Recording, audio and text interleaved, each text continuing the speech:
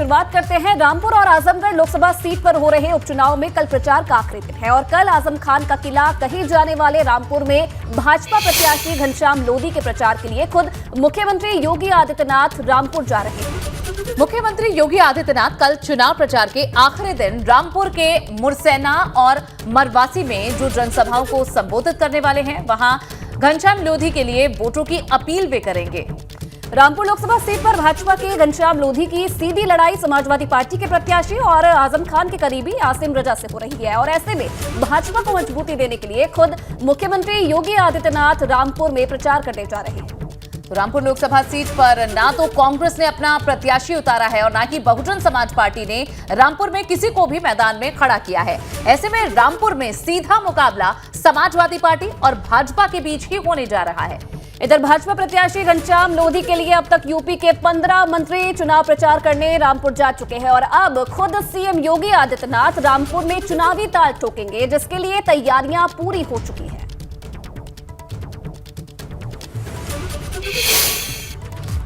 वहीं आजमगढ़ में समाजवादी पार्टी को लोकसभा उपचुनाव की वोटिंग से पहले भाजपा से तगड़ा झटका देते हुए सपा के पूर्व विधायक यहां कल्पनाथ पासवान को भाजपा में शामिल करवा दिया गया है। जी हां, कल्पनाथ पासवान 2017 में आजमगढ़ की मेहनगर सीट से विधायक चुने गए थे, लेकिन 2022 के विधानसभा चुनाव में समाजवादी पार्टी ने कल्पनाथ पासवान को टिकट नहीं दिया था। बताया ये भी जा रहा है कि इसी वजह से कल्पनाथ पासवान समाजवादी पार्टी से नाराज चल रहे थे।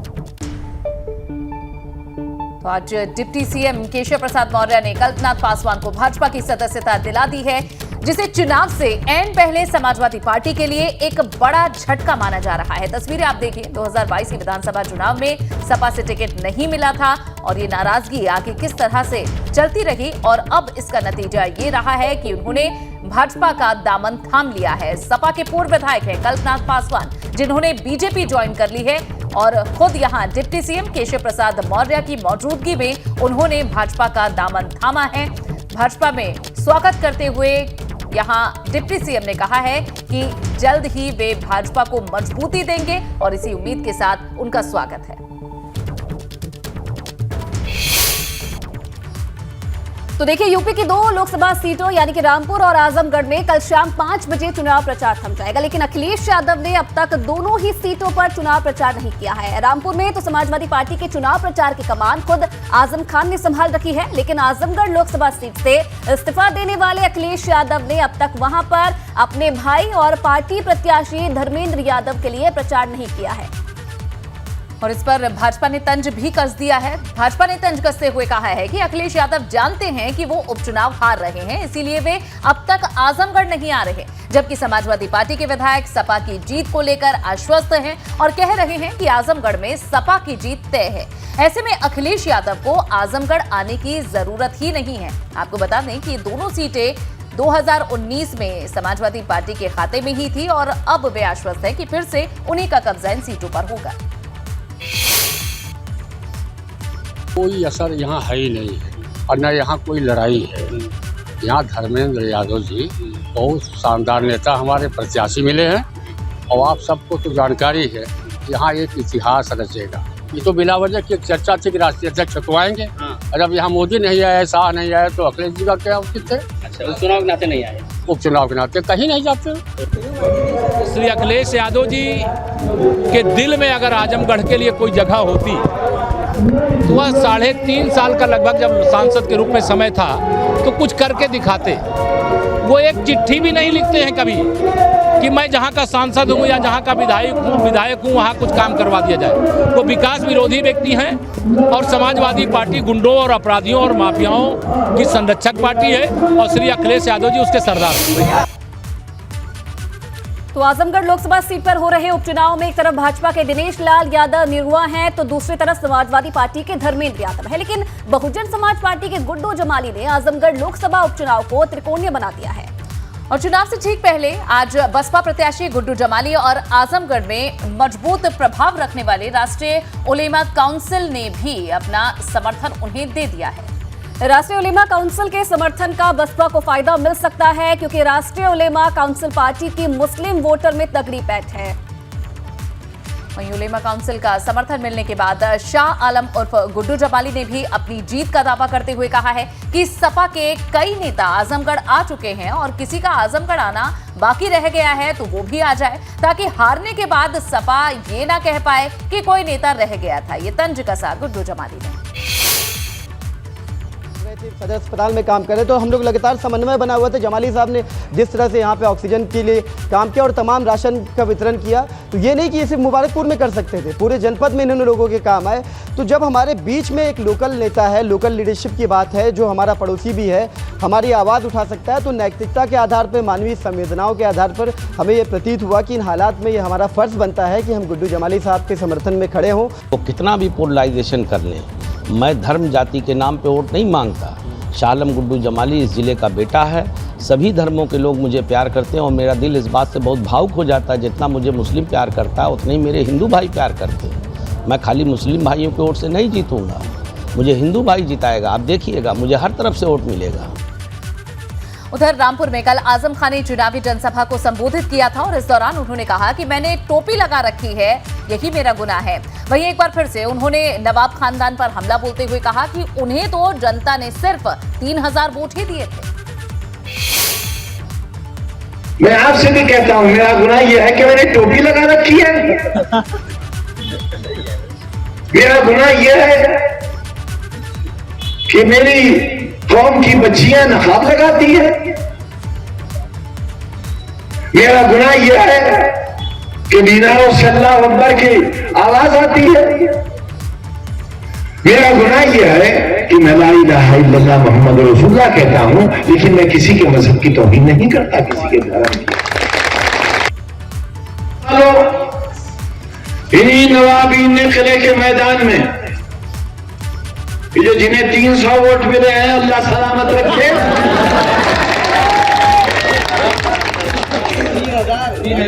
3000 भाई माफ करिएगा, वो भी माफ कर दें, वो भी माफ कर दें। अल्लाह सलामत रखे, अल्लाह खैर रखे उनकी, जिए वो। ताल ठोक के कहता हूं अल्लाह सलामत रखे। तो दुश्मन है हमारे अल्लाह के, और कभी इन्हें कम मत समझना। और इधर आजमगढ़ लोकसभा उपचुनाव में प्रचार करने पर नहीं बुलाए जाने पर प्रसपा अध्यक्ष शिवपाल यादव का दर्द छलका है। शिवपाल यादव ने इशारों इशारों में अखिलेश पर तंज कसते हुए कहा कि मुझे किसी ने निमंत्रण नहीं दिया, हम इन चुनाव में शांत हैं, हम कुछ देख ही नहीं रहे। धर्मेंद्र यादव आशीर्वाद मांगेंगे तो जरूर दूंगा, यहां से बैठे कैसे आशीर्वाद दे सकता।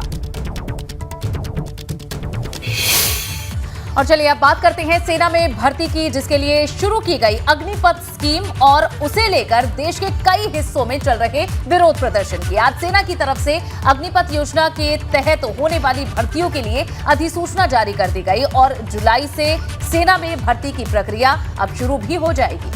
जी तो वहीं अब इस मामले में संयुक्त किसान मोर्चा भी कूद गया है। दरअसल संयुक्त किसान मोर्चा ने 24 जून को देशव्यापी विरोध प्रदर्शन का ऐलान किया है और इस प्रदर्शन का ऐलान करने वाले किसान नेता राकेश टिकैत ने ट्वीट करते हुए कहा है कि 24 जून को अग्निपथ स्कीम के खिलाफ देश भर में जिला तहसील मुख्यालयों पर विरोध प्रदर्शन होगा।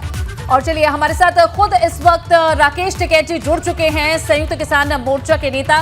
राकेश जी, क्या आप लोग करने वाले हैं 24 जून से, किसे आप समर्थन दे रहे हैं और क्या इसका उद्देश्य है?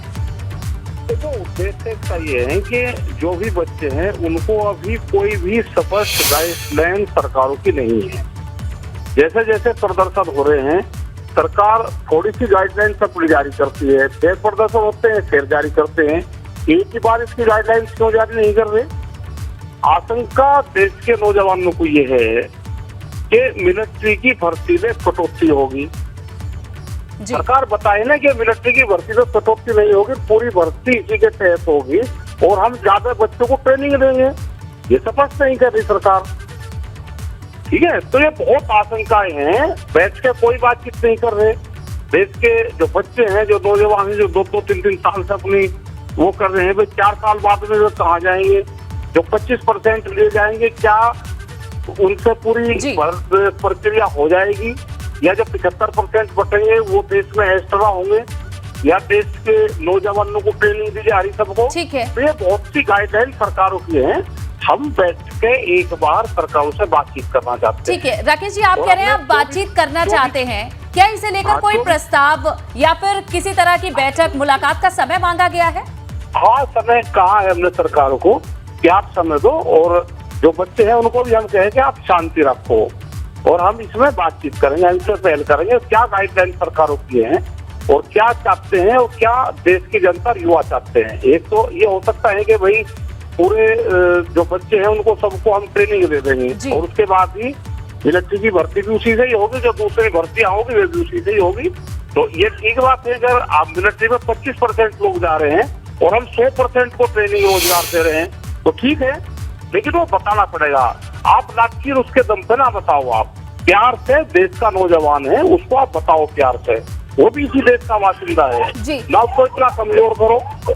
जी तो राकेश जी, समर्थन तो चलिए आपकी तरफ से दिया जा रहा है युवाओं को, लेकिन जिस तरीके से माहौल बना हुआ है अभी देश में, जगह जगह आगजनी की घटनाओं को अंजाम दिया जा रहा है, क्या एक बार भी अपील आपकी तरफ से युवाओं से की गई है कि भाई ऐसे विरोध का शांति रखने की अपील कर रहे हैं कि युवा कोई भी गलत उस पर ना जाए।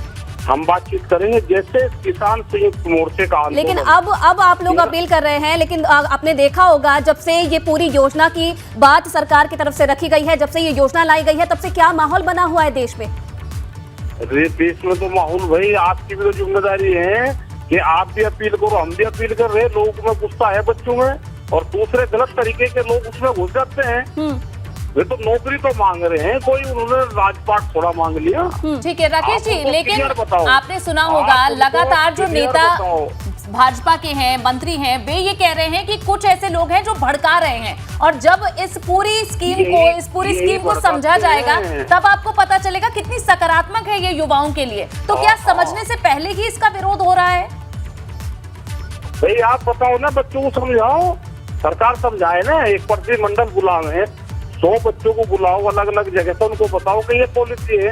आप जाके एकदम से बुद्धि तो विरोध तो करेंगे ना बच्चे, उनके बीच में कुछ गलत तरीके के लोग भी घुस जाते हैं जो बदनाम करने की कोशिश करते हैं। ठीक है राकेश जी, शुक्रिया एबीपी गंगा से बात करने के लिए, अपना समय देने के लिए। तो देखिए, देश में अग्निपथ स्कीम को लेकर छिड़े विवाद के बीच पीएम नरेंद्र मोदी ने भी बयान दिया है। उनका कहना है कि युवाओं को पहले इस स्कीम को समझना चाहिए। कुछ फैसले और सुधार भले ही शुरुआत में खराब लगते हैं, लेकिन लंबे वक्त में उनसे देश को फायदा होता है। माना यह भी जा रहा है कि पीएम नरेंद्र मोदी की ये टिप्पणी अग्निपथ स्कीम को लेकर ही है। आपको बता दें कि इस स्कीम पर विवाद छिड़ा हुआ है। बिहार, यूपी, हरियाणा, राजस्थान और एमपी समेत देश के कई राज्यों में युवा इसका विरोध कर रहे हैं। कर्नाटक की राजधानी बेंगलुरु में भी कई विकास योजनाओं की लॉन्चिंग के मौके पर पीएम नरेंद्र मोदी ने टिप्पणी की है। ऐसे में पीएम की अब ये अपील क्या युवाओं तक पहुंचती है, ये देखना होगा। इस रास्ते पर तेजी से बढ़ने का रास्ता भी आसान नहीं था, सुविधा का नहीं था। कई फैसले, कई रिफॉर्म तात्कालिक रूप से अप्रिय लग सकते हैं, लेकिन समय के साथ उन रिफॉर्म्स का लाभ आज देश अनुभव करता है। रिफॉर्म का रास्ता ही हमें नए लक्ष्यों, नए संकल्पों की तरफ ले जाता है। हमने स्पेस और डिफेंस जैसे हर उस सेक्टर को युवाओं के लिए खोल दिया है जिनमें दशकों तक सिर्फ सरकार का एकाधिकार था। वहीं अग्निपथ के खिलाफ प्रदर्शनकारियों द्वारा बुलाया गया भारत बंद आज यूपी में बेअसर रहा। यूपी के 5 जगहों की तस्वीरें आपके सामने हैं। तस्वीरें नोएडा की हैं, कानपुर की हैं, मथुरा की है, सीतापुर और वाराणसी की तस्वीरें आप देख सकते हैं। हालांकि कहीं से भी हिंसा की कोई खबर नहीं आई आज। तो हम आपको यूपी की 6 और तस्वीरें दिखाते हैं जो बंद के दौरान पुलिस की मुस्तैदी की कहानी बताने के लिए काफी है। ये तस्वीरें आप देखिए किस तरीके से पुलिस मुस्तैद रही, हर जगह पर निगरानी रखी गई पुलिस के द्वारा। जो भी वाहन थे उनकी संदिग्ध जांच भी की गई। और आज भारत बंद तमाम युवा संगठन है उनकी तरफ से बुलाया गया था। अलर्ट की तस्वीरें नोएडा, अमेठी, आगरा, कानपुर की हैं, जहां पर आप देख सकते हैं कि भारी पुलिस बल तैनात किया गया था। अलर्ट पर सभी पुलिसकर्मी नजर आए। और संत कबीर नगर की तस्वीरें भी आप देख सकते हैं। लोगों से बातचीत करने की कोशिश यहां पर की गई, लेकिन सबसे बड़ी बात यह है कि हिंसा की कोई भी तस्वीर आज सामने नहीं आई है। इधर आज हुए भारत बंद पर ADG law and order Prashant Kumar का कहना है कि भारत बंद के आह्वान का मैसेज सोशल मीडिया पर वायरल हुआ, लेकिन किसी संगठन ने जिम्मेदारी नहीं ली। यहां अब तक 39 एफआईआर दर्ज हो चुकी हैं। 330 अराजक तत्वों को गिरफ्तार किया जा चुका है। हिंसा हुई, उपद्रव हुई, आगजनी हुई। इसके बाद से पुलिस ने ऐसे प्रकरणों में कठोर धाराओं में अभियोग पंजीकृत किए हैं तथा इसमें गिरफ्तारी बृहद स्तर पर की जा रही है। अभी तक इस प्रकरण में 39 मुकदमे कायम हुए हैं तथा 475 लोगों की गिरफ्तारी हुई है, जिसमें से 330 लोग ऐसे हैं जिनको सब्सटेंटिव और गंभीर धाराओं में गिरफ्तारी की गई है। और चलिए ब्रेक के बाद एक बार फिर से स्वागत है आप सभी का। खबरों में आगे बढ़ते हैं। रविवार को बरेली में नुपुर शर्मा की गिरफ्तारी की मांग को लेकर विरोध प्रदर्शन का आयोजन करने वाले इत्तेहाद मिल्लत काउंसिल के अध्यक्ष मौलाना तौकीर रजा के खिलाफ एफआईआर दर्ज हो गई। मौलाना तौकीर रजा के खिलाफ कई धाराओं में केस दर्ज किया गया है। उनके खिलाफ बरेली कोतवाली की पुलिस ने मुकदमा दर्ज किया है। तौकीर रजा पर आरोप है कि प्रदर्शन के लिए सिर्फ 1500 लोगों की इजाजत दी गई थी, लेकिन तौकीर रजा के प्रदर्शन में आयोजकों ने हजारों की भीड़ बुला ली, जबकि इस प्रदर्शन की मंजूरी के दौरान जिला प्रशासन से साफ कर दिया था कि विरोध प्रदर्शन के दौरान 1500 लोगों से ज्यादा की भीड़ न इकट्ठा की जाए। ये जो कार्यक्रम किया गया था इसमें जो अनुमति थी उससे अधिक लोग आए थे, तो इस वजह से मजिस्ट्रेट की द्वारा जो तहरीर प्राप्त हुई उसके आधार पर इसमें धारा 144 का जो उल्लंघन होता है वो धारा 188 आईपीसी में मुकदमा पंजीकृत किया गया और इसमें नियमानुसार विधिक कार्रवाई की जाएगी। कोतवाली के अंतर्गत मुकदमा आयोजक जो है उनके विरुद्ध किया गया है। इसमें जो आयोजक ने जो अनुमति मांगी थी शायद 2 लोग थे, जहाँ तक मुझे जानकारी है, उनके ऊपर किया गया। उधर यूपी में अवैध निर्माणों पर बुलडोजर लगातार जारी है। इसी कड़ी में फर्रुखाबाद में एक बहुमंजिला इमारत को गिरा दिया गया। प्रशासन का कहना है कि ये 5 मंजिला इमारत सरकारी नाले के ऊपर बनाई गई थी। उधर श्रावस्ती में भी अतिक्रमण के खिलाफ कार्रवाई हुई है। सरकारी जमीन पर किए गए कब्जे को जेसीबी की मदद से हटाया गया है। तस्वीरें आप देख रहे हैं, फर्रुखाबाद और श्रावस्ती की तस्वीरें हैं, जहां 5 मंजिला इमारत को आज गिराया गया। सरकारी जमीन से ही अवैध कब्जा हटाया गया है। तस्वीरें आप देख रहे हैं उस वक्त की जब इस पूरी कार्रवाई को अंजाम दिया गया। इस अवैध निर्माण पर आज ये पीला पंजा चला। और अब खबर गाजियाबाद से। गाजियाबाद में अथॉरिटी ने अतिक्रमण के खिलाफ कार्रवाई की है। अतिक्रमण और अवैध प्लॉटिंग करने वालों के खिलाफ बुलडोजर चला है। जीटीए ने मधुबन बापूधाम क्षेत्र के तुलसी विहार में अवैध कॉलोनियों पर ये बुलडोजर चलाया। इस क्षेत्र में अवैध दुकानें और 4 मंजिला इमारत बनाई गई थी, जिसके खिलाफ अथॉरिटी ने इस कार्रवाई को अंजाम दिया है। तस्वीरें देखिए, गाजियाबाद की तस्वीरें हैं, जहां अवैध रूप से हो रहे निर्माण पर आज ये पीला पंजा चला है। इस तरीके से इस पूरी कार्रवाई को अंजाम दिया गया।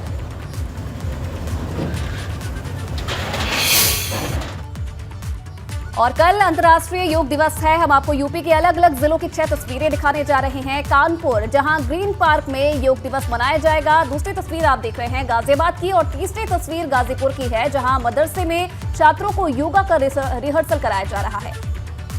वहीं पंचमहल में भी तैयारियां पूरी कर ली गई हैं। औरैया में योग दिवस बनेगा, इसका मेगा इवेंट बनाने की पूरी तैयारी हो चुकी है। जिलों के अलग अलग इलाकों से ये कार्यक्रम की तस्वीरें, जहां तैयारियां कैसी हैं आप देख सकते हैं। छठी तस्वीर उत्तराखंड के बागेश्वर जिले की है, जहां योग दिवस से पहले रन फॉर योगा का आयोजन किया गया। तो कल यानी 21 जून को अंतर्राष्ट्रीय योग दिवस है। न सिर्फ भारत में बल्कि पूरे विश्व में योग की अलग अलग तस्वीरें सामने आएंगी, और वो तमाम तस्वीरें आप देखेंगे एबीपी गंगा पर। और चलिए अब बात करते हैं कानपुर की। कानपुर में 8वें अंतर्राष्ट्रीय योग दिवस के लिए तैयारियां पूरी कर ली गई हैं। कानपुर के अंतर्राष्ट्रीय क्रिकेट स्टेडियम ग्रीन पार्क में इस बार योग उत्सव मनाने की तैयारियां की गई हैं। खुद उत्तर प्रदेश विधानसभा अध्यक्ष सतीश महाना और सभी जनप्रतिनिधि जिला प्रशासन के अधिकारियों के साथ योग उत्सव में शिरकत करते दिखेंगे। और ऐसे में जिला प्रशासन के साथ सभी संबंधित सरकारी विभाग तैयारियों को अंजाम देने में जुटे हैं। ग्रीन पार्क स्टेडियम में एक भव्य एलईडी स्क्रीन लगाई गई है, जहां करीब 4000 से ज्यादा लोग योग दिवस मनाते दिखेंगे। इधर गाजीपुर में भी योग दिवस को लेकर मदरसे में तैयारियां चल रही है। दरअसल मदरसे के सभी छात्राओं को योग के गुर सिखाए जा रहे हैं। सभी छात्रों को योगा सुबह 6 बजे से 7 बजे तक कराया जाएगा। जांघ पे लगाना है, जांघ पे, घुटने पे लगाना है, घुटने पे, जिससे बहुत आसान है, बस कमर गर्दन एकदम सीधी रहेगी। गाजियाबाद में विश्व योग दिवस को लेकर तैयारियां की जा रही हैं। कोरोना महामारी के चलते पिछले 2 साल से योग दिवस समारोह का बड़े स्तर पर आयोजन नहीं हो पा रहा था, लेकिन इस बार बड़े स्तर पर योग दिवस का आयोजन किया जा रहा है। ओंकार का गहरा उच्चारण आदि। आप देखेंगे कि कोई गली मोहल्ला ऐसा नहीं होगा कि जहां योग की क्लासेस ना चलेंगी और लोग स्वतः ही प्रेरणा से लोग आगे आ रहे हैं। जीवन की एक अच्छी शैली है और जिसे भारत के अंदर जिसका जन्म हुआ और ये अंतर्राष्ट्रीय स्तर पर इसको मान्यता प्राप्त हुई है। कुछ लोग इसे हिंदू मुसलमान के नज़रिए से, धर्म के नज़रिए से देखते हैं, तो मैं उन सभी से ये कहूँगा कि ये योग जो है ना हिंदू है ना मुसलमान है ना कोई और धर्म है। ये एक विद्या है जिसे हजारों लाखों साल से हमारे ऋषि मुनियों ने अपनाया है और ये भारत की मिट्टी के साथ जुड़ी हुई एक परंपरा है और एक अच्छी चीज़ है, तो इसको सभी को अपनाना चाहिए।